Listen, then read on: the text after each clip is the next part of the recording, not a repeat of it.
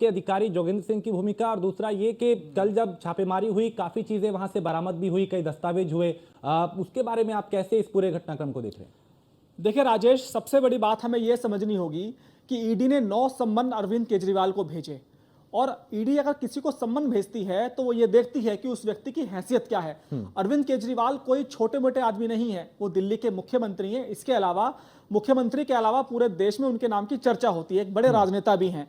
और अगर ईडी के पास कोई सबूत नहीं होंगे तो बिना सबूत के ईडी किसी मुख्यमंत्री को सम्मन नहीं भेजेगी।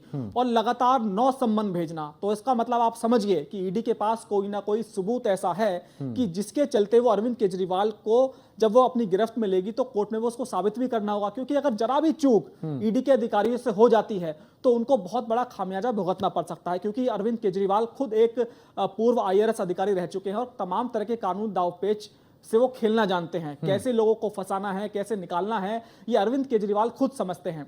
आपने जो सवाल किया जोगिंदर सिंह का, जो कि असिस्टेंट डायरेक्टर है ईडी के, आपको याद होगा कि जब जब अरविंद केजरीवाल कोर्ट का रुख उन्होंने किया तो हमेशा ईडी के अधिकारी अपने साथ एक फाइल लेकर जाते थे, और कभी भी उनको कोर्ट की तरफ से राहत नहीं मिली, क्योंकि उस फाइल में बहुत तरह के सबूत थे।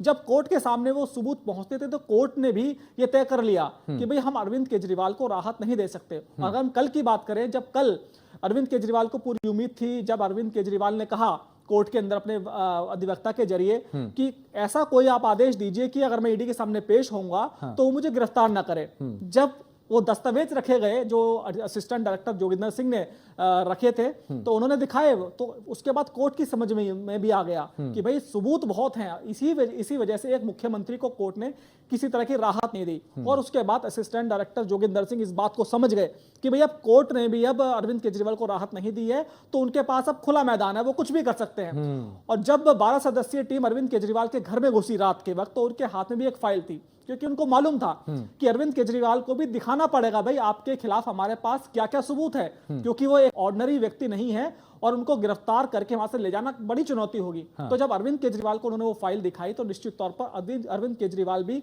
काफी घबरा गए। और जब आपने कुछ तस्वीरें देखी होंगी, जब अपने घर से वो निकले तो घर से निकलते हुए उनकी बॉडी लैंग्वेज बहुत डाउन थी। उससे पहले वो काफी मुखर थे, लेकिन जब गिरफ्तार हुए, सबूत दिखाए, तो कहीं ना कहीं अरविंद केजरीवाल के दिलो दिमाग में कुछ ना कुछ परेशानी घूम रही थी। एक बहुत महत्वपूर्ण जानकारी निकलकर सामने आ रही है सूत्रों के हवाले से कि जब अरविंद केजरीवाल को गिरफ्तार किया गया तो वहां के जो उनके गैजेट्स थे, कंप्यूटर थे, मोबाइल फोन था, उन सभी को जब्त किया गया। तो एक फाइल वहां पर मिलती है, और उस फाइल में राजेश आपको हैरानी होगी जानकर और हमारे दर्शकों को कि जो ईडी के अधिकारी शराब कांड की इन्वेस्टिगेशन कर रहे हैं उन सभी के नाम, उनकी डिटेल, उनका पता बाकायदा लिखा हुआ था। इसके अलावा उनके बच्चे किस स्कूल में पढ़ते हैं, पत्नी का बिजनेस क्या है, परिवार के अन्य लोगों का बिजनेस क्या, संपत्ति क्या है, ये सब अरविंद केजरीवाल ने इकट्ठा कर रखा था।